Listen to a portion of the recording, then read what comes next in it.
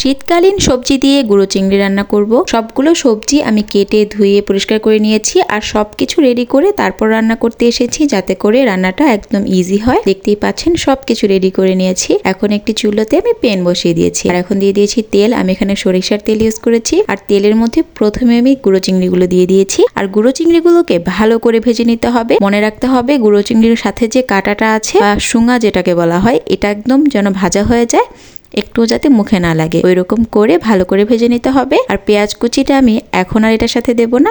আমি চিংড়িটাকে ভালো করে ভেজে নিয়েছি আর এখন দিয়ে দিয়েছি আদা রসুন বাটা।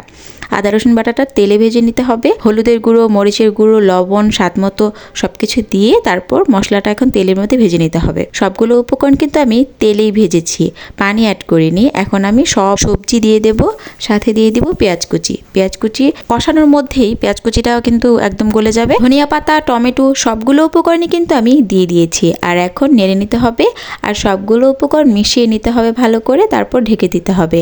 সামান্য একটু পানি দিয়েছি কষানোর জন্য, এখানে কোনো অংশ থেকেই কিন্তু পানি বের হবে না, তাই আমি পানি দিয়ে ঢেকে দিয়েছি এখন কষানোর জন্য।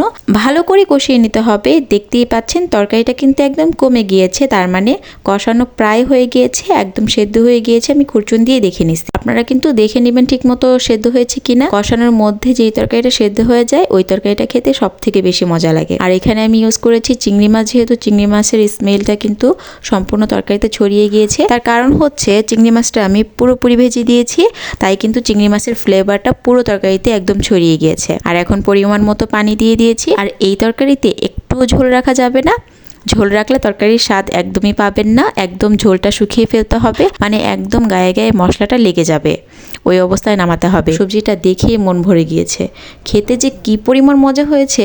একবার এভাবে ট্রাই করবেন। আর রান্নাটা তো একদম ইজি, দেখতেই পেলেন, কোনো ঝামেলা নেই। এত সহজ রান্না আর হতেই পারে না। বলক আসার জন্য একটু অপেক্ষা করতে হবে। দেখতেই পাচ্ছেন বলক চলে এসেছে। এই পর্যায়ে কিন্তু লবণটা চেক করে নিতে হবে।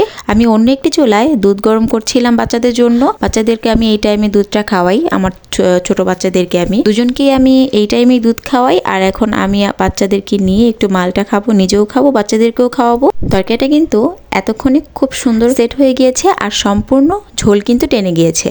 দেখতেই পাচ্ছেন একদম ঝোল শুকিয়ে গিয়েছে, একটুও কিন্তু ঝোল আমার এখানে অবশিষ্ট নেই। ধোয়া উঠে যাচ্ছে তরকারি থেকে। শীতকালীন এই সবজিটা খেতে কি যে ভালো লাগে, তবে শীত চলে গেলে এই স্বাদটা কিন্তু আর পাবেন না। শীত থাকতে থাকতে সবাই কিন্তু এইভাবে সবজিটা রান্না করে খান। সবজির যে মজাটা এটা সবাই বোঝে না। যারা যারা অন্যান্য জিনিস মানে মাছ মাংস খেতে বেশি পছন্দ করেন, তারা সবজিটা একটু স্বাদ করে রান্না করে খেয়ে দেখবেন, শীতকালটা কিন্তু অনেক বেশি এনজয় করতে পারবেন। আর সবজিগুলোর কালারগুলো আপনার ফেসের জন্য কিন্তু অনেক উপকারী। আজ এই পর্যন্তই। ভালো লেগে থাকলে একটি ফলো দিয়ে পাশেই থাকবেন। আল্লাহ হাফেজ।